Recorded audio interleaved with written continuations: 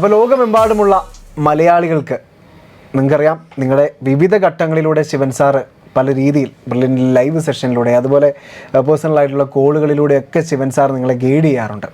അപ്പോൾ brilliant team ഒരു programme ഇന്ന് ഇവിടെ ലോഞ്ച് ചെയ്യുകയാണ്. Dial a doubt to Brilliant എന്നാണ് ഈ ഒരു സീരീസിൻ്റെ പേര്. അപ്പോൾ തീർച്ചയായിട്ടും ശിവൻ സാറുമായി കൃത്യമായി ആധികാരികമായ വിവരങ്ങൾ ലോകമെമ്പാടുമുള്ള മലയാളികളുടെ മുൻപിലേക്ക് എത്തുന്നു. ഫസ്റ്റ് കോളർ ആരാണെന്ന് നോക്കാം. നമസ്കാരം മാഡം, എവിടെ നിന്നാണ് വിളിക്കുന്നത്? കൊട്ടാരക്കരയിൽ നിന്നാണ്. അപ്പോൾ ശിവൻ സാറുണ്ട്, ശിവൻ സാറിനോട് ചോദ്യങ്ങൾ ചോദിച്ച് മനസ്സിലാക്കിയോളൂ. പറയുമോളെ. സാർ, എനിക്ക് 677 ആണ് മാർക്ക്. അപ്പം എനിക്കിപ്പോ ഓൾ ഇന്ത്യ കോട്ടയിൽ സെക്കൻഡ് അലോട്ട്മെന്റിൽ ഒരു കോളേജ് കിട്ടി. ഞാൻ അവിടെ അഡ്മിഷൻ എടുത്തു കഴിഞ്ഞാൽ എനിക്ക് ഓൾ ഇന്ത്യ കോട്ടയിൽ തേർഡ് അലോട്ട്മെന്റിൽ പാർട്ടിസിപ്പേറ്റ് ചെയ്യാൻ പറ്റുമോ? ഇല്ല മോളെ, തേർഡ് അലോട്ട്മെന്റ് നമുക്ക് all India second allotment locked ആണ്. നമ്മൾ അഡ്മിഷൻ അലോട്ട്മെന്റ് വന്നു, നമ്മൾ പോയി എടുത്തു കഴിഞ്ഞാൽ അവിടെ ആയിരിക്കും 5.5 വർഷം പഠിക്കുന്നത്. അലോട്ട്മെന്റ് വന്നിട്ട് എടുത്തില്ല എന്നുണ്ടെങ്കിൽ രജിസ്ട്രേഷൻ ഫീസ് നഷ്ടപ്പെടുത്തിക്കൊണ്ട് മൂന്നാമത്തെ അലോട്ട്മെന്റിൽ വീണ്ടും രജിസ്ട്രേഷൻ ഫീസ് അടച്ചു വേണമെങ്കിൽ ബാക്കിയുള്ള സീറ്റുകളിലോട്ട് ഓപ്ഷൻ കൊടുക്കാവുന്നതാണ്. അപ്പൊ തേർഡ് അലോട്ട്മെന്റ് നമുക്ക് ഈ സെക്കൻഡ് പോലെ അല്ലല്ലേ, അത് വീണ്ടും പൈസ കൊടുത്ത്? സെക്കൻഡ് അലോട്ട്മെന്റ് വന്നിട്ട് എടുത്തില്ല എന്നുണ്ടെങ്കിൽ നമ്മുടെ രജിസ്ട്രേഷൻ ഫീസ് നഷ്ടപ്പെടും. മൂന്നാമതായിട്ട് വീണ്ടും പൈസ അടച്ച് നമ്മൾ ലോഗിൻ ചെയ്ത് വീണ്ടും അപ്പം 2 അലോട്ട്മെന്റിന് ശേഷം വേക്കൻസി ഉള്ള സീറ്റുകൾ കാണിക്കും. ആ സീറ്റുകളിലോട്ട് നമുക്ക് ഓപ്ഷൻ കൊടുക്കാനായിട്ട് സാധിക്കും. അപ്പൊ സെക്കൻഡ് അലോട്ട്മെന്റിൽ കിട്ടിയ കോളേജ് എടുത്തില്ലെങ്കിൽ തേർഡ് അലോട്ട്മെന്റിലേക്ക് പോകാം അല്ലേ? പോകാം, പക്ഷെ രജിസ്ട്രേഷൻ ഫീസ് നഷ്ടപ്പെടുമെന്ന് മാത്രം. ശരി, okay, thank you sir. Bye. Okay sir, എനിക്ക് തോന്നുന്നു കോമൺ ആയിട്ടുള്ള ഒരാളുകളുടെ ഒരു തീർച്ചയായിട്ടും. കാരണം ഈ ഓൾ ഇന്ത്യ കോട്ട അലോട്ട്മെന്റുകളിൽ ഈ സെക്കൻഡ് അലോട്ട്മെന്റ് മുതൽ നമ്മൾ അഡ്മിഷൻ എടുത്തു കഴിഞ്ഞാൽ പിന്നെ സ്റ്റേറ്റ് കോട്ടയിലോട്ട് വിടുകയില്ല. എന്നാൽ കേരള അലോട്ട്മെന്റിലാണ് നിൽക്കുന്നതെങ്കിൽ ഫസ്റ്റിൽ നിന്ന് സെക്കൻഡിലോട്ട് പോകാം, സെക്കൻഡിൽ നിന്ന് തേർഡിലോട്ട് പോകാം. തേർഡിൽ എവിടെയാണോ നിൽക്കുന്നത് അവിടെ ലോക്ക് ആവുള്ളൂ. പക്ഷേ കേരള സെക്കൻഡ് അലോട്ട്മെന്റ് നിന്നാൽ ഓൾ ഇന്ത്യ തേർഡിൽ പരിഗണിക്കുകയുമില്ല. അപ്പോൾ അവിടെയൊക്കെ നമുക്ക് നമ്മുടെ തൊട്ടടുത്തുള്ള റാങ്ക് എവിടെയാണെന്ന് നോക്കിയിട്ട് നമ്മുടെ സാധ്യത മനസ്സിലാക്കാൻ സാധിക്കും. അതനുസരിച്ചാണല്ലോ ആൾക്കാർ മാറി മാറി നിൽക്കുന്നത്. അതിപ്പം നമുക്ക് കേൾക്കുമ്പോൾ ഒരു അത്ര മനസ്സിലായില്ലെങ്കിലും അലോട്ട്മെന്റ് ഘട്ടത്തിലൂടെ പോകുമ്പോൾ ആരാണ് എടുക്കേണ്ടാത്തതെന്നൊക്കെ കൃത്യമായി മനസ്സിലാവുകയും ചെയ്യും, നമ്മൾ പറഞ്ഞു കൊടുക്കുകയും ചെയ്യും. അപ്പോൾ സാർ, നമുക്ക് അടുത്ത കോളർ ലൈനിലുണ്ട്. ഹലോ, നമസ്കാരം മാഡം, എവിടെ നിന്നാണ് വിളിക്കുന്നത്? അതെ, പറയൂ. ശരി, 645 മാർക്ക് ഉണ്ട്. കേരളത്തിൽ EWS ഉണ്ട്. ശരി. അപ്പോൾ ഏതെങ്കിലും ഗവൺമെന്റ് കോളേജിൽ MBBS ഉണ്ടോ? തീർച്ചയായിട്ടും നമുക്ക് 645 മാർക്കിന് EWS റിസർവേഷൻ അനുസരിച്ച് കേരളത്തിലെ MBBS സീറ്റ് കിട്ടുമെന്ന് തന്നെയാണ് നമ്മളുടെ ഇപ്പോൾ ധാരണ. ഇത് നമ്മൾ ഉറപ്പാക്കുന്നത് ഏത് തരത്തിലായിരിക്കും? ആദ്യം കേരള മെഡിക്കൽ റാങ്ക് വരണം, അതിനുശേഷം ഒരാഴ്ചക്കുള്ളിൽ കാറ്റഗറി റാങ്ക് വരും. അപ്പോൾ കഴിഞ്ഞ വർഷം നമുക്കറിയാം EWS വിഭാഗത്തിനനുസരിച്ച് 158ാമത്തെ കുട്ടിക്ക് വരെ സീറ്റ് കിട്ടിയിട്ടുണ്ട്. അപ്പോൾ കാറ്റഗറി റാങ്ക് വരുമ്പോൾ നമ്മുടെ കേരള മെഡിക്കൽ റാങ്ക് EWS കാറ്റഗറിയിൽ ഒരു 150-നകത്തെങ്കിലും ആണ് കിടക്കുന്നതെങ്കിൽ നമുക്കറിയാം ഉറപ്പായിട്ട് ഈ വർഷം സീറ്റ് കിട്ടുമെന്നുള്ളത് ഉറപ്പാക്കാൻ സാധിക്കും. ബാക്കിയുള്ളത് അലോട്ട്മെൻറ്റിൻ്റെ മുന്നോട്ടുള്ള ആ ഒരു യാത്രയിൽ മാത്രമേ പല അലോട്ട്മെൻറ്റുകൾ നടക്കുമ്പോഴേ അറിയാൻ സാധിക്കുകയുള്ളൂ. 150-നകത്തുണ്ടെങ്കിൽ ഉറപ്പായിട്ട് കിട്ടും. 150 കഴിയുമ്പോൾ പിന്നെ അലോട്ട്മെൻറ്റുകൾ നമ്മൾ വെയിറ്റ് ചെയ്യേണ്ടതായിട്ട് വരും. കാരണം ഓൾ ഇന്ത്യ കോട്ടയിലൂടെ ആൾക്കാർ മാറുന്നതനുസരിച്ച് എൻ്റെ ഇപ്പോഴത്തെ കണക്കൂട്ടലനുസരിച്ച് 645-ന് തീർച്ചയായിട്ടും കേരളത്തിലൊരു സീറ്റ് കിട്ടും. ഓക്കെ, ശരി, താങ്ക് യു മോളെ. EWSന് കേരളത്തിലെ 12 ഗവൺമെൻറ് കോളേജുകളിലായിട്ട് 130 സീറ്റുകളാണുള്ളത്. അപ്പോൾ അത് ഈ 150 വരെ കിട്ടാനുള്ള സാഹചര്യം എന്താണെന്ന് ചോദിച്ചു കഴിഞ്ഞാൽ ഇതിനകത്ത് ആദ്യമൊക്കെയുള്ള കുട്ടികൾക്ക് അവരുടെ റിസർവേഷൻ ഉപയോഗിക്കാതെ തന്നെ ഗവൺമെൻറ് സീറ്റുകൾ അവർ ആഗ്രഹിക്കുന്ന സീറ്റുകൾ കിട്ടും. ഉദാഹരണത്തിന് ആദ്യത്തെ ഒരു 200-നകത്ത് തന്നെ ഒരു 5 പേരെങ്കിലും എന്താണെങ്കിലും EWS വിഭാഗത്തിൽ കാണും. അവരവരുടെ EWS ഉപയോഗിക്കാതെ ഒന്നാമത്തെ സീറ്റ് എടുക്കുന്നത്. ഇനി 200 കഴിഞ്ഞിട്ട് തന്നെയാണെങ്കിലും ഒരു EWS ഉപയോഗിച്ച് അവരുടെ ഒന്നാമത്തെ സീറ്റ് എടുത്തു കഴിഞ്ഞാലും അവർക്ക് സ്റ്റേറ്റ് മെറിറ്റിൽ കിട്ടുമെന്നുള്ളത് കൊണ്ട് ഈ സ്റ്റേറ്റ് മെറിറ്റിന്റെ റാങ്ക് കഴിഞ്ഞിട്ട് അതേ കാറ്റഗറിയിലുള്ളവരെ അതിനെ നമുക്ക് ഫ്ലോട്ടിംഗ് സീറ്റുകൾ എന്ന് പറയും. അതങ്ങനെ കൊടുക്കുകയും ചെയ്യും. അപ്പം സ്റ്റേറ്റ് മെറിറ്റ് കഴിഞ്ഞിട്ട് 130 EWSന് കൊടുക്കും. അതുകൊണ്ടാണ് ഇങ്ങനെ അല്പ റാങ്ക് കുറവാണെങ്കിലും ഗവൺമെന്റ് സീറ്റ് കിട്ടുന്നത്. പ്രതീക്ഷയോടെ തന്നെ ആ കുട്ടിക്ക് മുന്നോട്ട്. തീർച്ചയായിട്ടും. ഓക്കെ, നമസ്കാരം. ഹലോ, നമുക്ക് 652 മാർക്ക് 7 OBC ആണ്. ഓക്കെ, നമ്മുടെ സംശയം എന്ന് വെച്ചാൽ നമുക്ക് കേരള അലോട്ട്മെന്റ് നടത്തുന്ന സമയത്ത് നമ്മൾ ആദ്യം ഫസ്റ്റ് റൗണ്ടിൽ ഗവൺമെന്റ് മെഡിക്കൽ കോളേജ് മാത്രം ഒന്ന് വെച്ച് നോക്കിയിട്ട് പിന്നെ തേർഡ് റൗണ്ടിൽ നമുക്ക് ഫാസ്റ്റ് റൗണ്ട് എത്താൻ പറ്റുമോ? തേർഡിൽ സമ്മതിക്കില്ല. ലാസ്റ്റ് സ്പോട്ട് അലോട്ട്മെൻറ്റിൽ മാത്രമേ നമ്മളെ സമ്മതിക്കുകയുള്ളൂ. ആ സമയത്ത് സാധാരണ ഒരു 10 or 20 സീറ്റുകൾ മാത്രമേ വേക്കൻസി കാണുകയുള്ളൂ. ആദ്യം തന്നെ നമുക്ക് വെക്കുകയായിരുന്നെങ്കിൽ ഏത് കോളേജും കിട്ടുമായിരുന്നു. പക്ഷേ സ്പോട്ട് അലോട്ട്മെൻറ്റിൽ വെക്കുമ്പോൾ നമ്മൾ അവൈലബിൾ ഉള്ള 1 or 2 കോളേജിലെ കുറച്ച് സീറ്റുകൾക്കായിട്ട് വെക്കേണ്ടി വരും. ഞാൻ പറയുന്നത് ആദ്യം തന്നെ നമുക്ക് സെൽഫ് ഫിനാൻസിങ് വെച്ച് എടുത്തിട്ട് 2ാം ഘട്ടത്തിലും 3ാം ഘട്ടത്തിലും ഗവൺമെൻറ്റിന് വേണ്ടിയിട്ട് നോക്കുന്നതായിരിക്കും നല്ലത്. ഓക്കെ. കഴിഞ്ഞ തവണ വളരെയധികം കുട്ടികൾക്ക് അങ്ങനെ ഒരു അപകടം പറ്റി. കേരളത്തിൻ്റെ ഈ 3 അലോട്ട്മെൻറ്റിന് വേണ്ടിയിട്ട് ഒരു പ്രാവശ്യം ഓപ്ഷൻ കൊടുക്കാൻ സാധിക്കുകയുള്ളൂ. പക്ഷേ ഒരു പ്രാവശ്യം കൊടുത്ത് കിട്ടിയാൽ നമ്മൾ മുമ്പ് പറഞ്ഞ പോലെ സെക്കൻഡിൽ ഗവൺമെൻറ് കിട്ടുമോ, ഇനി സെക്കൻഡിൽ നിന്ന് വീണ്ടും തേർഡിലോട്ട് കൺഫേം ചെയ്താൽ തേർഡ് അലോട്ട്മെൻറ്റ് വരെ ഗവൺമെൻറ് കിട്ടുമോ എന്ന് നോക്കാം. പക്ഷേ ചിലർ ആദ്യം ഈ സെൽഫ് ഫിനാൻസിങ് കൊടുക്കുന്നതിൽ നിന്ന് വിട്ടു നിൽക്കും. കാരണം ഫീസ് എമൗണ്ട് ഒത്തിരി വലുതല്ലേ. അതുകൊണ്ട് ആദ്യം ഗവൺമെൻറ് സീറ്റുകൾ മാത്രം വെക്കും. അത് കഴിഞ്ഞ് സീറ്റ് കിട്ടാതെ വരുമ്പോൾ ഏറ്റവും ലാസ്റ്റ് വീണ്ടും 1 ലക്ഷം രൂപ അടച്ചുകൊണ്ട് സ്പോട്ട് അലോട്ട്മെൻറ്റിൽ നമ്മുടെ സാധ്യതകൾ നോക്കുമ്പോൾ ഈ 3 അലോട്ട്മെൻറ്റുകളിലും ഒഴിവ് വരുന്ന കുറച്ച് സീറ്റുകൾ 10, 15 അല്ലെങ്കിൽ 20 സീറ്റുകൾ മാത്രമേ സ്പോട്ട് അലോട്ട്മെൻറ്റിൽ ഒഴിവ് വരാറുള്ളൂ. പക്ഷേ അത് ഏതെങ്കിലും കോളേജുകളിലുമായി മാറും.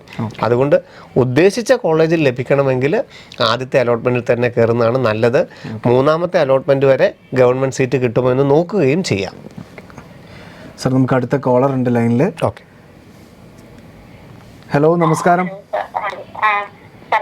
പറയൂ. എനിക്ക് 3 കഴിഞ്ഞ വർഷം ബ്രില്യന്റ് ഉണ്ടായിരുന്നു. ശരി. 503 മാർക്ക് കിട്ടിയിട്ടുണ്ട്. ഓക്കെ. ആയുർവേദവും ഹോമിയോയും ഗവൺമെന്റിലും BDSS സെൽഫ് ഫിനാൻസിംഗിലും ഉറപ്പായിട്ട് കിട്ടും. ഗവൺമെന്റിൽ തന്നെ കിട്ടും. അതുപോലെ തന്നെ BDS 3.25 ലക്ഷം പെർ ഇയറിന്റെ സെൽഫ് ഫിനാൻസിങ് കേരളത്തിലുണ്ട്. അത് നല്ല നമ്മുടെ വീടിനൊക്കെ അടുത്തൊക്കെ തന്നെയുള്ള BDS സീറ്റുകളും ഉറപ്പായിട്ട് ലഭിക്കും. നമുക്ക് ആ മേഖലയിൽ അഗ്രികൾച്ചർ പോലെയുള്ള സാധ്യതകൾ നമുക്ക് ഒരു ഒക്ടോബർ, നവംബറിലൊക്കെ സ്പോട്ട് അലോട്ട്മെൻറ്റുകൾ നടക്കും. 1 or 2 സീറ്റുകളൊക്കെ ആൾക്കാർ മറ്റു മേഖലയിലോട്ട് മാറുമ്പോൾ അങ്ങനെ മാത്രമേ തിരിച്ചറിയാൻ സാധിക്കുകയുള്ളൂ. പക്ഷേ അതിനു വേണ്ടിയിട്ട് നമുക്ക് വെയിറ്റ് ചെയ്യുന്നത് വലിയ ബുദ്ധിമുട്ടുണ്ടാകാം. കാരണം ജൂലൈ, ഓഗസ്റ്റ്, സെപ്റ്റംബർ ഒക്കെ കഴിഞ്ഞ് ഒക്ടോബർ, നവംബർ ആകുമ്പോഴേ നമുക്ക് അങ്ങനെ സാധ്യത അറിയാൻ പോലും സാധിക്കുകയുള്ളൂ. അതിനേക്കാളും നല്ലത് ആദ്യം തന്നെ മറ്റൊരു കോഴ്സിൽ ചേർന്ന് നിൽക്കുന്നതാണ്. ഓക്കെ.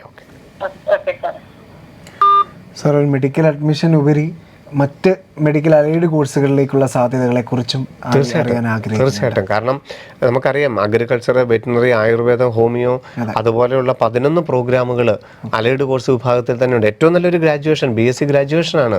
ആ മേഖലയിൽ തന്നെ ധാരാളം സാധ്യതകൾ മനസ്സിലാക്കണം. നമ്മൾ പിന്നെ കഴിഞ്ഞ നമ്മുടെ ഇൻ്റർവ്യൂവിൽ പറഞ്ഞ പോലെ തന്നെ CUET-യുടെയും ഐസർ, നൈസർ, അതുപോലെ തന്നെ all India AIIMS BSc nursing, JIPMER BSc nursing, ഇതിൻ്റെ എല്ലാ സാധ്യതകളും കുട്ടികൾ മനസ്സിലാക്കി അവനവൻ്റെ പാഷൻ അനുസരിച്ചുള്ള ഏറ്റവും നല്ല ഗ്രാജുവേറ്റ് ആകുക എന്നുള്ളതാണ് ഇന്നത്തെ കാലത്തെ ഏറ്റവും പ്രധാന കാര്യം. അതിനു വേണ്ടിയിട്ട് ഒത്തിരി സമയം കളയുന്നതിനകത്ത് വലിയ അർത്ഥമുണ്ടെന്ന് തോന്നുന്നില്ല. ആദ്യം ഏറ്റവും നല്ലൊരു ഗ്രാജുവേറ്റ് ആവുക, അതിനുശേഷം എന്താണ് സ്പെഷ്യലൈസ് ചെയ്യേണ്ടതെന്നുള്ളത് തീരുമാനിച്ചെടുക്കുക. അങ്ങനെ സ്പെഷ്യലൈസേഷൻ ചെയ്യാൻ പറ്റുന്ന മേഖലകളായിരിക്കണം UG പ്രോഗ്രാമിൽ തിരഞ്ഞെടുക്കേണ്ടതെന്ന് മാത്രം. സർ, നമുക്ക് അടുത്ത കോളറുണ്ട്. ഹലോ, നമസ്കാരം. ഹലോ, ശിവൻ സാറല്ലേ? പറയൂ മോനെ, പറയൂ. സാർ, എനിക്കൊരു ഡൗട്ട് ഉണ്ടായിരുന്നു ഈ അലോട്ട്മെന്റിന്റെ. പറയൂ മോനെ. സാർ, എനിക്ക് 556 മാർക്കാണ്. അപ്പോ ഓൾ ഇന്ത്യയിൽ വെറ്റിനറി കിട്ടുമോ? നമുക്കറിയാം ഓൾ ഇന്ത്യയുടെ വെറ്റിനറി കഴിഞ്ഞ വർഷങ്ങളിലൊക്കെ ഒരു 70,000 റാങ്ക് വരെയാണ് 3ാം ഘട്ടത്തിലും 4ാം ഘട്ടത്തിലും ഒക്കെ കിട്ടിയിരിക്കുന്നത്. അപ്പം നമുക്ക് അതിന് വേണ്ടിയിട്ട് വെയിറ്റ് ചെയ്യുന്നത് നമുക്കൊരു നഷ്ടമായിരിക്കും. കാരണം ലാസ്റ്റ് സ്പോട്ട് അലോട്ട്മെൻറ്റിലൊക്കെ ചിലപ്പോൾ കിട്ടിയേക്കാം. പക്ഷേ കഴിഞ്ഞ വർഷങ്ങൾ വരെയുള്ള അലോട്ട്മെൻറ്റ് നോക്കുകയാണെങ്കിൽ ഈ റാങ്കിന് കിട്ടിയിട്ടില്ല. അതെ. സാറേ, ഇപ്പൊ കേരളത്തിൽ എനിക്ക് അച്ഛന് ഡിഫൻസ് കോട്ടയുണ്ട്. അപ്പൊ എനിക്കത് കേരളത്തിലായിരിക്കും കിട്ടുന്നത്. ഇപ്പൊ അച്ഛൻ സർവീസ് ചെയ്യുന്ന ചെന്നൈയിലാണ്. അപ്പൊ ചെന്നൈയിലായിരിക്കും. കേരളത്തിലല്ലേ? തീർച്ചയായിട്ടും ഡിഫൻസ് കോട്ടയിലും വെറ്റിനറി കിട്ടൂലായിരിക്കും. തീർച്ചയായിട്ടും. അതിന് നമുക്ക് എത്ര പേര് കാറ്റഗറിയിലുണ്ട്, അവരെ ആദ്യം ഈ കോഴ്സ് ഏത് ഓപ്റ്റ് ചെയ്യുന്നതനുസരിച്ചിരിക്കും. ചിലർ അഗ്രികൾച്ചർ വെക്കും, ചിലർ BDS വെക്കും, ചിലർ ആയുർവേദം വെക്കും. അതിനകത്ത് ഈ കോഴ്സ് എത്ര പേര് വെക്കുന്നതനുസരിച്ചിരിക്കും. എന്തായാലും ആ ഒരു റിസർവേഷൻ കാറ്റഗറിയിൽ ചെറിയൊരു സാധ്യതയുണ്ട്. ശരി മോനെ. സാർ ഈ കർണാടകയിൽ സ്റ്റഡി സർട്ടിഫിക്കറ്റ് വേണമെന്ന് പറഞ്ഞില്ല, അപ്പൊ CBSE-കാർക്കും വേണ്ടി വരും? ഈ രണ്ട് തരത്തിലുള്ള സർട്ടിഫിക്കറ്റ് ഉണ്ട്. ഒന്ന് എലിജിബിലിറ്റി സർട്ടിഫിക്കറ്റ്, അത് രാജീവ് ഗാന്ധി യൂണിവേഴ്സിറ്റിയിൽ നിന്ന് മേടിക്കേണ്ടതാണ്. സ്റ്റഡി സർട്ടിഫിക്കറ്റ് എന്ന് പറഞ്ഞാൽ 1 മുതൽ 12 വരെ നമ്മൾ ഏത് സ്കൂളിൽ പഠിച്ചു എന്നുള്ളതാണ്. അത് സ്കൂളിൻ്റെ ലെറ്റർ പാഡിൽ മേടിക്കേണ്ടതാണ്. CBSE വിഭാഗക്കാർ 1 മുതൽ 12 വരെ ഏത് സ്കൂളിൽ പഠിച്ചു എന്നുള്ളത് മേടിക്കേണ്ടത് നല്ലതാണ്. ശരി, ഓക്കെ, താങ്ക് യു. സർ, അതുപോലെ ഈ അന്യ സംസ്ഥാനങ്ങളിൽ പോകുമ്പോൾ കയ്യിൽ കരുതേണ്ട സർട്ടിഫിക്കറ്റുകൾ തീർച്ചയായിട്ടും. കാരണം നമുക്ക് ബാക്കിയുള്ള സംസ്ഥാനങ്ങളിലൊക്കെ ഈ ചിലടത്ത് ഡൊമിസിൽ ചോദിക്കും, ചിലടത്ത് എലിജിബിലിറ്റി സർട്ടിഫിക്കറ്റ് ചോദിക്കും, ചിലടത്ത് സ്റ്റഡി സർട്ടിഫിക്കറ്റ് ചോദിക്കും. അപ്പോൾ ആ സർട്ടിഫിക്കറ്റുകളെ കുറിച്ച് നമുക്കൊന്ന് അറിയണം. പക്ഷേ അലോട്ട്മെൻറ്റിന് പോകുന്നതിന് മുമ്പ് തന്നെ അതിൻ്റെ ഒരു ലിസ്റ്റ് എല്ലാവർക്കും ലഭിക്കും. ഇനി അങ്ങനെയുള്ള സർട്ടിഫിക്കറ്റുകൾ ഇപ്പം അലോട്ട്മെൻറ്റിന് പോകുമ്പോൾ തന്നെ, ഈ അഡ്മിഷന് പോകുമ്പോൾ തന്നെ കൊടുത്തില്ലെങ്കിലും വീണ്ടും നമുക്ക് അവർ സാവകാശം കൊടുക്കും. അപ്പോൾ അങ്ങനെയുള്ളൊരു സർട്ടിഫിക്കറ്റ് ഇല്ല എന്ന് വിചാരിച്ചുകൊണ്ട് ഒരിക്കലും അഡ്മിഷൻ റദ്ദാവുകയില്ല. പ്രധാനപ്പെട്ട സർട്ടിഫിക്കറ്റ് എന്താണ്? +2ൻ്റെ മാർക്ക്, അലോട്ട്മെന്റ് മെമ്മോ, അങ്ങനെയുള്ള പ്രധാനപ്പെട്ട സർട്ടിഫിക്കറ്റ് ഉണ്ടെങ്കിൽ അഡ്മിഷൻ കിട്ടുകയും ബാക്കിയുള്ള അനുബന്ധ സർട്ടിഫിക്കറ്റ് കൊടുക്കാൻ സാവകാശം ലഭിക്കുകയും ചെയ്യും. അപ്പം ഒരു സർട്ടിഫിക്കറ്റ് ഇല്ല എന്നോർത്തുകൊണ്ട് പേടിക്കേണ്ട കാര്യമില്ല. അപ്പം നമുക്ക് അടുത്തൊരു കോളർ ലൈനിലുണ്ട്. ഹലോ, നമസ്കാരം. മോളെ ചോദിച്ചോളൂ. നമസ്തേ, പറയൂ. ഈ നമ്മൾ അഡ്മിഷൻ എടുക്കുമ്പോ നീറ്റിന്റെ ഹോൾ ടിക്കറ്റ് കൊണ്ടുപോകാന്ന് പറഞ്ഞിട്ടുണ്ടല്ലോ. അതെ അതെ. അപ്പൊ അത് നമ്മൾ ഇപ്പൊ എക്സാമിന് നമ്മൾ കൊണ്ടുപോയ ആ ഫോട്ടോ ഒട്ടിച്ചത് അവരവിടെ എടുത്തു വെച്ചിട്ടുള്ളേ. അതെ. അത് അവര് അപ്ലോഡ് ചെയ്യോ അതോ നമ്മൾ ആദ്യം നമ്മൾ ഒരെണ്ണം കൂടെ നമുക്കത് സൈറ്റിൽ അവൈലബിൾ ആയിരിക്കും. ആ സമയത്ത് സൈറ്റിൽ നിന്ന് ഒരെണ്ണം കൂടെ ഡൗൺലോഡ് ചെയ്തിട്ട് ഫോട്ടോ ഒട്ടിച്ച് ലെഫ്റ്റ് തമ്പ് ഇംപ്രഷൻ ഇട്ട് സിഗ്നേച്ചർ ഇട്ട് എടുത്ത് റെഡിയാക്കി വെക്കണം. ജൂലൈ 5 കൂടി അത് സൈറ്റിൽ വീണ്ടും അഡ്മിറ്റ് കാർഡ് വരുമോളെ. Okay, thank you. പല കുട്ടികൾക്കും ഈ നീറ്റ് എക്സാമിന് പോയപ്പോൾ അവരുടെ എക്സാം ഹാളിൽ തന്നെ അഡ്മിറ്റ് കാർഡ് മേടിച്ചു വെക്കും. പക്ഷേ ഈ അഡ്മിഷൻ്റെ ഒരു പ്രധാനപ്പെട്ട രേഖയാണ് അഡ്മിറ്റ് കാർഡ് എന്ന് പറയുന്നത്. അത് കുറേയധികം കുട്ടികൾ എടുത്തു വെച്ചിട്ടുണ്ട്. നമ്മളന്ന് പറഞ്ഞായിരുന്നു ഒരു കോപ്പി എടുത്തു വെക്കണമെന്ന്. ഇനി അഥവാ എടുത്തു വെച്ചിട്ടില്ലെങ്കിൽ അത് സൈറ്റിൽ നിന്ന് ഡൗൺലോഡ് ചെയ്യാനുള്ള പ്രൊവിഷൻ ഉണ്ടാവുകയും ചെയ്യും അലോട്ട്മെൻറ്റ് സമയത്ത്. നമുക്ക് അടുത്ത കോളർ ഉണ്ട് സാർ. ഓക്കെ, ഹലോ, നമസ്കാരം. നമസ്കാരം സാറേ. 681 മാർക്ക് ജനറല് ഓൾ ഇന്ത്യ കോട്ട വഴിയും സ്റ്റേറ്റ് മെറിറ്റിലും കേരളത്തിൽ കിട്ടുമോ സാറേ? തീർച്ചയായിട്ടും. നമുക്ക് കേരള അലോട്ട്മെന്റ് വഴിയും സീറ്റ് കിട്ടും. അതിനെ കേരള അലോട്ട്മെന്റ് വഴി കിട്ടുന്നതിനേക്കാളും നല്ല സീറ്റുകൾ ഓൾ ഇന്ത്യ വഴി ആയിരിക്കും കിട്ടാനുള്ള സാധ്യത എന്ന് മാത്രം. ആണല്ലേ സാറേ? ഓക്കെ, ശരി. അപ്പം ഏത് കോളേജും ഫരീദാബാദോ കോയമ്പത്തൂരോ ചെന്നൈയോ ബാംഗ്ലൂരോ ഏത് കോളേജും കിട്ടും മാം. കേരളമാണ് നോക്കുന്നത്. ശരി, അപ്പം നമുക്ക് ESI വഴി കൊല്ലം ഉറപ്പാണ്. കേരള അലോട്ട്മെന്റ് വഴി കിട്ടുന്ന കോളേജ് ഏതാണെന്ന് നോക്കുക.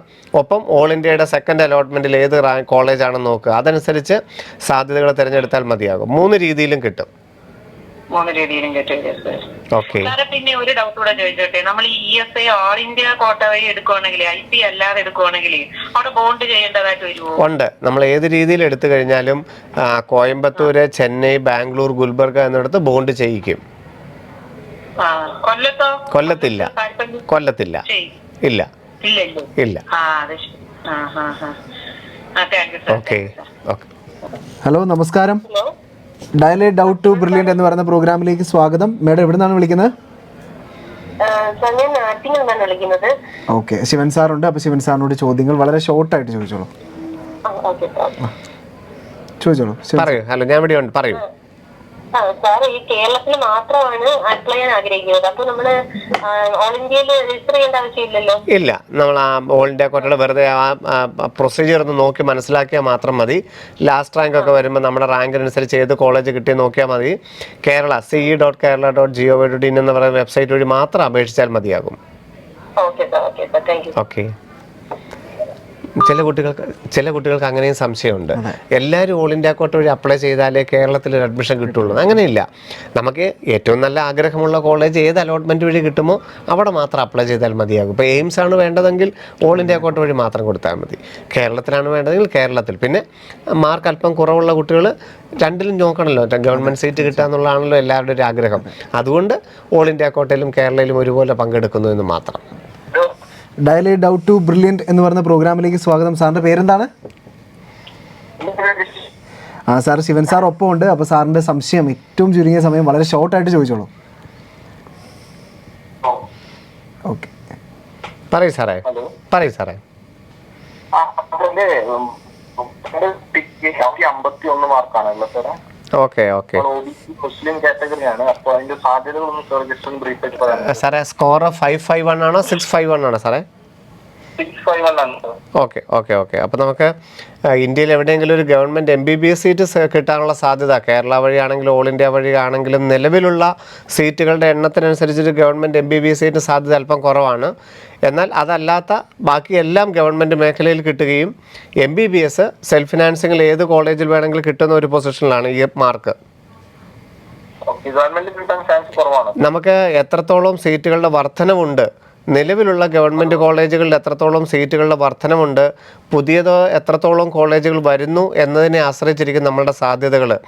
ഓൾ ഇന്ത്യയുടെ ഒരു 3ാമത്തെ അലോട്ട്മെൻറ്റിൽ മാത്രമേ നമുക്ക് ആ സാധ്യത തിരിച്ചറിയാൻ സാധിക്കുകയുള്ളൂ. ഓക്കെ സാറേ. ഹലോ, ശിവൻ സാർ ഒപ്പമുണ്ട്. മേഡത്തിന്റെ സംശയം ചോദിച്ചോളൂ. ഓക്കെ. എനിക്ക് 536 ആയിരുന്നു മാർക്ക്.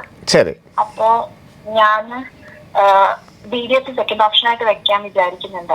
ഗവൺമെന്റ് മേഖല ഗവൺമെന്റ് ആയിട്ട്. അപ്പൊ ഓൾ ഇന്ത്യയിൽ വെക്കണോ? സ്റ്റേറ്റ് കോട്ടയിൽ കിട്ടില്ലേ അത്? തീർച്ചയായിട്ടും. നമുക്ക് MBBS താങ്കൾ ഗവൺമെന്റിലും സെൽഫിനും വെക്കുന്നുണ്ട്, അതിനുശേഷം BDS ഗവൺമെന്റും വെക്കുന്നുണ്ട്, അങ്ങനെയാണോ ഉദ്ദേശിച്ചത്? തീർച്ചയായിട്ടും. അതിനകത്ത് താങ്കൾക്ക് MBBS തന്നെ കിട്ടുകയും ചെയ്യും. ട്യൂഷൻ ഫീസ് ഇല്ലാതെ പഠിക്കാനുള്ള സാഹചര്യം നിലവിലുണ്ട്. 536 സേഫ് ആയിട്ടുള്ളൊരു സ്കോറാണ്. അതെ, പക്ഷേ അവിടെ നമുക്ക് ട്യൂഷൻ ഫീസ് ചിലവാകുകയില്ല. Food and accommodation, hostel fees, study material എല്ലാം കൂടെ ചെറിയൊരു എമൗണ്ട് മാത്രമേ ചിലവാവുകയുള്ളൂ. അത് പിന്നീട് ഗവൺമെൻറ് റീഇംബേഴ്സ്മെൻറ്റ് ചെയ്യുകയും ചെയ്യും. ഒരു 80,000 മുതൽ 1 ലക്ഷം വരെ ആദ്യം നമ്മൾ അടയ്ക്കേണ്ടതായിട്ട് വരും. അത് പിന്നീട് ഗവൺമെൻറ് റീഇംബേഴ്സ്മെൻറ്റ് ചെയ്യും. പിന്നെ സർ, എനിക്ക് തമിഴ്നാട് വെക്കാൻ ഒരു ആഗ്രഹമുണ്ട്. അപ്പോൾ എലിജിബിലിറ്റി സർട്ടിഫിക്കറ്റിന് നമ്മൾ ഇപ്പോൾ അപ്ലൈ ചെയ്യണോ? വേണ്ട, കൗൺസിലിംഗ് തുടങ്ങിയിട്ട് ജൂലൈ 20 അപ്ലൈ ചെയ്താൽ മതിയാകും. ശരി മോളെ.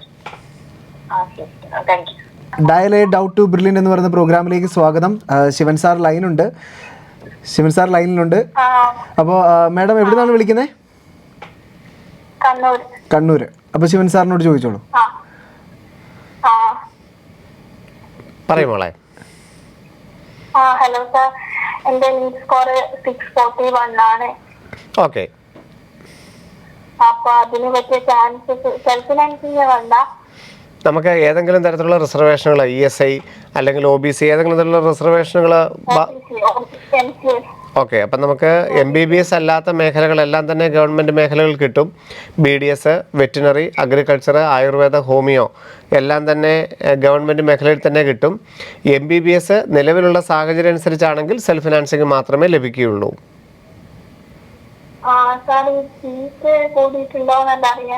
നമുക്ക് ജൂലൈ 10 ഓൾ ഇന്ത്യ അലോട്ട്മെൻറ്റ് തുടങ്ങുമ്പോൾ നിലവിലുള്ള കോളേജുകളിൽ എത്രത്തോളം സീറ്റ് വർധനമുണ്ട്, പുതിയതായിട്ട് എത്ര കോളേജുകൾ വന്നു എന്നുള്ളത് ഓൾ ഇന്ത്യ അലോട്ട്മെൻറ്റിൻ്റെ വിവിധ ഘട്ടങ്ങളിൽ മാത്രമേ അറിയാൻ സാധിക്കുകയുള്ളൂ.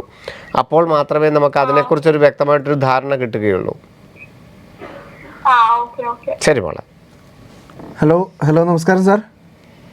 ഹലോ, കൊട്ടാരക്കരയാണ് വിളിക്കുന്നത്. പറയൂ സാറേ. കൃഷ്ണന്റെ ഫാദർ. ഓക്കെ. 677 മാർക്ക് കുട്ടിക്കുള്ളത്. ഓക്കെ സാറേ. അപ്പൊ എനിക്ക് അലോട്ട്മെന്റുമായിട്ടുള്ള ഡൗട്ടാണ്. നമ്മളിപ്പം കേരളയില് കിട്ടാൻ ചാൻസ് ഉണ്ടോ? നമ്മള് സ്റ്റേറ്റ് മെറിറ്റ് ആണോ, ഏതെങ്കിലും റിസർവേഷനുകൾ നമുക്ക് ബാധകമാണോ, അതോ സ്റ്റേറ്റ്? ഇല്ല, ജനറൽ കാറ്റഗറിയാ. ഓക്കെ സാറേ. അപ്പം നമുക്ക് ഏതാണ്ട് കഴിഞ്ഞ വർഷത്തേക്ക് റാങ്ക് നോക്കുകയാണെങ്കിൽ കേരള മെഡിക്കൽ റാങ്ക് ഏതാണ്ട് 850 കേരള മെഡിക്കൽ റാങ്ക് വരെയാണ് നമുക്ക് കേരളത്തിലൊരു ഗവൺമെൻറ് MBBS സീറ്റ് 3ാം ഘട്ടം വരെ കിട്ടാനുള്ള സാധ്യത. നിലവിൽ നമുക്കറിയാം ബ്രില്യൻറ്റിലുള്ള കുട്ടികളുടെ എണ്ണം തന്നെ അതിനേക്കാളും കൂടുതലായതുകൊണ്ട് നമുക്കൊരു കേരളത്തിൽ ഒരു ഗവൺമെൻറ് MBBS സീറ്റ് എന്നുള്ളത് ഒരു 3ാം ഘട്ടം വരെ സാധ്യത തീർത്തുമില്ല. ഓൾ ഇന്ത്യ കോട്ട വഴി നമുക്ക് കേരളത്തിലെ കോളേജുകൾ ഇപ്പം കൊല്ലം, അതുപോലെ തന്നെ ആലപ്പുഴ, ഇടുക്കി, കോന്നി, എറണാകുളം അതുപോലുള്ള കോളേജുകൾ ഓൾ ഇന്ത്യ അലോട്ട്മെന്റ് 3ാം ഘട്ടത്തിൽ വരാവുന്നതാണ്. ഓൾ ഇന്ത്യ കോട്ടയില് അപ്പൊ ഇന്നലെ ഈ നമ്മൾ സെക്കൻഡ് അലോട്ട്മെന്റ് ആയി കഴിഞ്ഞാൽ ലോക്ക് ആവുന്ന ആ ഒരു ഡൗട്ട് ഇങ്ങനെ. അത് നമ്മൾ ചേർന്നാൽ മാത്രമേ ലോക്ക് ആവുകയുള്ളൂ. നമുക്ക് ലാസ്റ്റ് റാങ്ക് ഡീറ്റെയിൽസ് നോക്കുമ്പോൾ അടുത്ത ഘട്ടത്തിലാണെങ്കിലും നല്ലൊരു കോളേജ് കിട്ടുമെന്നുണ്ടെങ്കിൽ രണ്ടാമത്തെ കോളേജ് നമുക്ക് സീറ്റ് എടുക്കാതിരിക്കാം. നമ്മളുടെ രജിസ്ട്രേഷൻ ഫീസ് നഷ്ടപ്പെടുത്തിക്കൊണ്ട് ഫീച്ചർ നടത്തിക്കൊണ്ട് നമുക്ക് മൂന്നാം ഘട്ടത്തിൽ പുതിയതായി രജിസ്ട്രേഷൻ ഫീസ് അടച്ച് ജോയിൻ ചെയ്യാൻ സാധിക്കും. അത് ആ സമയത്ത് നമുക്ക് അങ്ങനെ ഒരു സാധ്യത പരിഗണിച്ച് തന്നെ കേരളത്തിൽ തന്നെ ഗവൺമെൻറ് MBBS സീറ്റ് വേണം നേടിയെടുക്കാൻ സാധിക്കും. ശരി, ഞാനത് ആ ഘട്ടത്തിൽ മൂന്നാം ഘട്ടമാകുമ്പോൾ തീർച്ചയായിട്ടും നമുക്കത് ഞങ്ങളുടെ ചാനൽ വഴി നമുക്ക് പറഞ്ഞു തന്നോളാം. ശരി, ബൈ. ഹലോ, നമസ്കാരം സാർ. നമസ്കാരം സാർ. ശിവൻ സാർ ലൈനിലുണ്ട്. അപ്പോൾ നമ്മുടെ പ്രോഗ്രാമിലെ ചോദ്യങ്ങൾ ചോദിച്ചോളൂ സാർ. സാർ, എനിക്ക് 3 കാര്യങ്ങൾ ചോദിക്കാനുണ്ടായിരുന്നു. പറയൂ സാറേ. ഒന്ന്, ഈ ഓൾ ഇന്ത്യ കോട്ടയിലേക്ക് ഓപ്ഷൻ രജിസ്റ്റർ ചെയ്യുമ്പോൾ രജിസ്ട്രേഷൻ ഫീസായി ജനറൽ വിഭാഗത്തിൽ 10,000 രൂപയും OBC വിഭാഗത്തിൽ 5,000 രൂപയും അടയ്ക്കണമെന്ന് സാർ പറഞ്ഞിരുന്നല്ലോ. അതെ അതെ. അപ്പൊ OBC-ക്കാർക്ക് 5,000 രൂപ അടച്ച് രജിസ്റ്റർ ചെയ്താൽ അവരെ ജനറലിലും OBC-യിലും പരിഗണിക്കുമോ? തീർച്ചയായിട്ടും. നമ്മൾ 10 ഓപ്ഷനാണ് കൊടുത്തിരിക്കുന്നതെങ്കിൽ ഒന്നാമത്തെ ഓപ്ഷൻ ആദ്യം ജനറൽ ആയിട്ടാണ് പരിഗണിക്കുന്നത്. എന്നിട്ട് രണ്ടാമത് ആ സീറ്റ് തന്നെ OBC ആയിട്ട് തരാൻ പറ്റുമോ നോക്കും. അങ്ങനെയാണ് താഴെ വരെ പോകുന്നത്. എല്ലാത്തിലും ആദ്യം ജനറൽ തരാൻ പറ്റുമോ നോക്കും. ജനറൽ തരാൻ നിവൃത്തിയില്ലെങ്കിൽ OBC ആയിട്ട് തരാൻ പറ്റുമോ നോക്കും. Okay sir. രണ്ടാമത്തേത്, കഴിഞ്ഞ 2023 മൂന്നാം റൗണ്ട് അലോട്ട്മെന്റിന്റെ ലിസ്റ്റ് പരിശോധിച്ചതിലേ ചില റാങ്കുകൾക്ക് ഫ്രഷ് അലോട്ടഡ് എന്നും കാണുന്നു, ചിലർക്ക് അപ്ഗ്രേഡഡ് എന്നും കാണുന്നു. ഇതെന്താണ് സാർ? രണ്ടാമത്തെ ഈ രണ്ടാം ഘട്ട അലോട്ട്മെൻറ്റിൽ നിന്ന് അപ്ഗ്രേഡ് ആയിട്ട് വരില്ല. കാരണം നമുക്കറിയാമല്ലോ മൂന്നാം ഘട്ടം പുതിയ അലോട്ട്മെൻ്റ് ആണ്. നമുക്കത് തീർച്ചയായിട്ടും 1-2 റാങ്കുകളുണ്ടെങ്കിൽ പരിശോധിക്കാം. അല്ലെങ്കിൽ സാറിൻ്റെ ഒരു സ്ക്രീൻഷോട്ട് വിടാന്നുണ്ടെങ്കിൽ പരിശോധിച്ചിട്ട് പറയാം അത് ഏത് ലെവലിലാണ് കിട്ടിയിരിക്കുന്നത്. കാരണം ഈ ഇൻറ്റേർണൽ സീറ്റുകളുണ്ട്. ഇപ്പോൾ പോണ്ടിച്ചേരി അല്ലെങ്കിൽ അലിഗഡ് യൂണിവേഴ്സിറ്റി അങ്ങനെയുള്ളവർക്ക് ഇൻറ്റേർണൽ സീറ്റുകളുണ്ട്. അവർക്കാണെങ്കിൽ അപ്ഗ്രേഡ് പറ്റും. ഓൾ ഇന്ത്യ കോട്ട സീറ്റിന് സാധാരണ അപ്ഗ്രേഡ് സമ്മതിക്കാറില്ല മൂന്നാമത്തെ റൗണ്ടിലേക്ക്. എന്തായാലും ഞാൻ അത് തീർച്ചയായിട്ടും ഞാൻ സാറിന് വാട്സാപ്പിൽ ഇട്ട് തരാം. ഓക്കെ സാറേ. Okay, thank U. സാർ, ഒരൊറ്റ കാര്യം കൂടെ പറയൂ. സാർ, കേരളത്തിൽ ഇത്തവണ ഉയർന്ന റാങ്കുകൾ ധാരാളം ഉണ്ടെന്ന് സാർ പറഞ്ഞിരുന്നു. ശരി. എന്റെ മകനും ബ്രില്യന്റിന്റെ സ്റ്റുഡന്റ് ആണ്. 21,000 റാങ്ക് ഉണ്ട്, 660 മാർക്കുണ്ട്. ശരി. ഈ ഉയർന്ന റാങ്കുകാരിൽ നിന്ന് നല്ലൊരു പങ്ക് ഓൾ ഇന്ത്യ കോട്ട വഴി എയിംസ്, ജിപ്മർ, മറ്റ് പ്രധാനപ്പെട്ട കോളേജിലേക്ക് പോയാൽ കേരളത്തിലെ കട്ട് ഓഫ് കുറയാൻ സാധ്യതയുണ്ടോ? ഉണ്ട്, തീർച്ചയായിട്ടും അങ്ങനെ ചെയ്യാനുള്ള ഒരു ക്യാമ്പയിൻ തന്നെയാണ് നമ്മൾ. കാരണം നല്ല മാർക്കും നല്ല റാങ്കും നേടി നമ്മുടെ നാഷണൽ ലെവലുള്ള ഇൻസ്റ്റിറ്റ്യൂട്ടിൽ ധാരാളം മലയാളികൾ എത്തേണ്ടതിൻ്റെ ആവശ്യം അവർക്ക് തന്നെയാണ് ഏറ്റവും നല്ല ഗുണം. അത്രയുള്ള ഒരു എക്സ്പോഷർ കിട്ടുകയും ചെയ്യും. അപ്പോൾ ആ രീതിയിലുള്ളൊരു ക്യാമ്പയിൻ തന്നെയാണ് നമ്മൾ ഉദ്ദേശിക്കുന്നത്. ഇനി കേരളത്തിലെ സീറ്റുകളാണെങ്കിൽ പോലും അവർ ഓൾ ഇന്ത്യ കോട്ട വഴി എടുക്കുകയാണെങ്കിൽ കേരളത്തിൻ്റെ കട്ട് ഓഫ് കുറഞ്ഞു വരാനുള്ള സാഹചര്യമുണ്ട്. നമ്മളത് ഇന്നലെ ചർച്ച ചെയ്തിരുന്നു. അപ്പം കേരളത്തിലെ ഒരു സീറ്റാണ് അവരുടെ ഒന്നാമത്തെ ആഗ്രഹമെങ്കിലും ഇത് കേട്ടുകൊണ്ടിരിക്കുന്ന ബാക്കിയുള്ള കുട്ടികൾ ശ്രദ്ധിക്കാനായിട്ടാണ്. ഏറ്റവും toppers AIIMS, JIPMER, all India കോട്ടയുള്ള ബാക്കിയുള്ള സ്റ്റേറ്റുകളുടെ പ്രധാനപ്പെട്ട സീറ്റുകൾ, അതുപോലെ AFMC അതുപോലെയൊക്കെ സീറ്റുകൾ അവരുടെ ഏറ്റവും ആഗ്രഹത്തിനനുസരിച്ച് സീറ്റുകൾ ഓൾ ഇന്ത്യ കോട്ട വഴി എടുക്കുകയും ഇനി കേരളത്തിൽ തന്നെയാണ് താല്പര്യമെങ്കിൽ അത് ഓൾ ഇന്ത്യ കോട്ട വഴി എടുക്കുകയും ചെയ്യുകയാണെങ്കിൽ കേരളത്തിലെ നമ്മുടെ ഇത്രത്തോളം 2000-ഓളം കുട്ടികളാണ് ഗവൺമെൻറ് മേഖലയിൽ സീറ്റിനായിട്ട് നിൽക്കുന്നത്. അപ്പോൾ അവർക്കത് കേരളത്തിലെ ഒരു സീറ്റ് തന്നെ കിട്ടാനുള്ളൊരു സാഹചര്യം ഉണ്ടാവുകയും ചെയ്യും. അത് വളരെയധികം കട്ട് ഓഫ് മാറ്റം വരാനുള്ള സാഹചര്യം സൃഷ്ടിക്കുകയും ചെയ്യും. Okay sir, thank you sir. Okay. Hello. Hello sir. നമസ്കാരം, പ്രോഗ്രാമിലേക്ക് സ്വാഗതം. ശിവൻ സാർ ലൈനിലുണ്ട്. മാഡം ചോദിച്ചോളൂ. സാർ, മോക്കാണെങ്കിൽ 550 മാർക്കുണ്ട്, 650 മാർക്കുണ്ട്. അവിടെ LC ആണ് നമ്മൾ. അപ്പോൾ കിട്ടാൻ സാധ്യതയുണ്ട് സാർ? തീർച്ചയായിട്ടും. നമുക്ക് കേരളത്തിലൊരു ഗവൺമെൻറ് സീറ്റാണ് വേണ്ടതെന്നുണ്ടെങ്കിൽ ഗവൺമെൻറ് സീറ്റ് തന്നെ നമുക്കറിയാം. കഴിഞ്ഞ തവണ കേരള മെഡിക്കൽ റാങ്ക് 4,000 വരെ കേരളത്തിലൊരു ഗവൺമെൻറ് സീറ്റ് കിട്ടിയിട്ടുണ്ട്. അപ്പം കേരളത്തിലെ ഏതെങ്കിലും 12 ഗവൺമെൻറ് കോളേജുകളിലൊരു സീറ്റാണ് നോക്കുന്നതെങ്കിൽ തീർച്ചയായിട്ടും ഗവൺമെൻറ് മേഖല കേരളത്തിൽ തന്നെ പ്രവേശനം കിട്ടും. ഇല്ലെങ്കിൽ കേരളത്തിലെ സെൽഫ് ഫിനാൻസിങ് കോളേജുകളും പറയൂ. സാർ, കേരളത്തിൽ ഏത് കോളേജാണ് കിട്ടുമെന്ന് പറയാൻ പറ്റുമോ സാർ? അത് നമ്മൾ കൊടുക്കുന്ന പ്രിഫറൻസ് ഓർഡർ അനുസരിച്ചിരിക്കും. നമ്മുടെ വീടിനടുത്തുള്ള ഏത് കോളേജുകളാണെങ്കിലും കിട്ടാനുള്ള നല്ല സാധ്യത തന്നെയാണ്. കൊല്ലം, ആലപ്പുഴ, അതുപോലെ തന്നെ എറണാകുളം, പരിയാരം, മഞ്ചേരി, ഇടുക്കി, കോന്നി അതുപോലെയുള്ള കോളേജുകൾ ഏതാണെങ്കിലും താങ്കളുടെ പ്രിഫറൻസ് ഓർഡർ അനുസരിച്ച് ടോപ്പിൽ കിടക്കുന്ന കോളേജുകൾ കിട്ടാനുള്ള സാഹചര്യമുണ്ട്. Okay, thank you sir. Okay, ശരി. ലാറ്റിൻ കാത്തലിക്സിനൊക്കെ 3% റിസർവേഷൻ ആയതുകൊണ്ട് കഴിഞ്ഞ തവണത്തെ ലാസ്റ്റ് റാങ്ക് നോക്കിയാൽ കഴിഞ്ഞാൽ നമുക്ക് കാണാനായിട്ട് സാധിക്കും. ഏതാണ്ട് 4028 കേരള മെഡിക്കൽ റാങ്ക് വരെ കേരളത്തിൽ തന്നെ ഒരു ഗവൺമെൻറ് MBBS സീറ്റ് കിട്ടിയിട്ടുണ്ട്. അതോടൊപ്പം തന്നെ കേരളത്തിലെ സെൽഫ് ഫിനാൻസിങ് കോളേജുകളിൽ ലാറ്റിൻ കാത്തലിക്സുമായിട്ട് പരിഗണിക്കും, കൂടാതെ ക്രിസ്ത്യൻ മൈനോറിറ്റി ആയിട്ടും പരിഗണിക്കുകയും ചെയ്യും. അത് വളരെയധികം സീറ്റുകൾ ആ മേഖലയിൽ ലാറ്റിൻ കാത്തലിക്സിന് കഴിഞ്ഞ വർഷം സെൽഫ് ഫിനാൻസിങ്ങിൽ കിട്ടിയിരിക്കുന്നത് നമുക്ക് കാണാനായിട്ട് പറ്റും. നമുക്ക് ഗവൺമെൻറ് സീറ്റുകൾ നമുക്കറിയാം. കേരളത്തിന് പുറത്തുള്ള കോളേജുകളിലെല്ലാം ഓൾ ഇന്ത്യ കോട്ട വഴി MCSയുടെ സൈറ്റ് വഴി ഒരൊറ്റ വെബ്സൈറ്റ് വഴി തന്നെ നമുക്ക് കേരളത്തിന് പുറത്തുള്ള ഗവൺമെൻറ് സീറ്റുകളെല്ലാം കിട്ടും.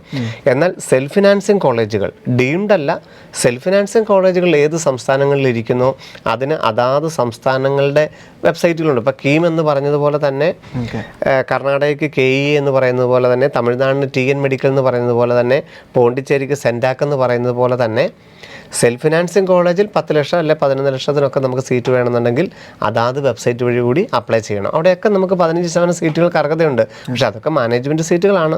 എല്ലാം 10 ലക്ഷത്തിന് തന്നെ മുകളിൽ ഫീസ് ആവും. ഓക്കെ സാർ, നമുക്ക് അടുത്ത കോളർ ഉണ്ട്, ആരാന്ന് നോക്കാം. Okay, hello, good evening madam. ആ, അപ്പോൾ ശിവൻ സാർ ലൈനിലുണ്ട്. ചോദിച്ചോളൂ. ഓക്കെ, ESICയുടെ ഒരു അലോട്ട്മെന്റിന് വേണ്ടിയാണ്. അപ്പൊ ബോണ്ട് സർട്ടിഫിക്കറ്റ് വെക്കുന്നത് അത് എവിടെ നിന്ന് കിട്ടുന്നത്? നമുക്ക് അഡ്മിഷന് വേണ്ടി പോകുമ്പോൾ ബോണ്ട് നമ്മുടെ മുദ്രപത്രം കൊണ്ടുപോകണം. അവിടുന്ന് ഒരു ബാറ്റർ നമുക്ക് ഓൾറെഡി നമ്മുടെ ESIയുടെ വെബ്സൈറ്റിൽ കിടപ്പുണ്ട്, അത് ടൈപ്പ് ചെയ്തുകൊണ്ട് പോകാം. ഇല്ലെങ്കിൽ എല്ലാ കോളേജുകളിലും അതിനുള്ള സംവിധാനവും നോട്ടറിയും എല്ലാം ഉണ്ട്. അവിടെ ചെന്ന് കഴിഞ്ഞാൽ അവരത് ബോണ്ട് തയ്യാറാക്കി തന്നോളും. നമ്മൾ സൈൻ ചെയ്ത് കൊടുത്താൽ മാത്രം മതിയാകും. ബൈ. അപ്പോൾ സാർ, ശരിക്കും പറഞ്ഞാൽ 3 മണിക്കാണ് നമ്മൾ ഈ പ്രോഗ്രാം തുടങ്ങിയത്. അപ്പോൾ നിരവധി കോളുകൾ വന്നു. അപ്പോൾ അതിലെ പ്രധാനപ്പെട്ട പോയിന്റുകൾ മാത്രമാണ് നിങ്ങളിപ്പോൾ കണ്ടത്. പ്രധാനമായിട്ടും കോമൺ ആയിട്ട് വന്ന ചില ചോദ്യങ്ങൾ, മറ്റു പലതൊക്കെ പേഴ്സണൽ ആയിട്ടുള്ള കുറച്ച് ചോദ്യങ്ങളായിരുന്നു.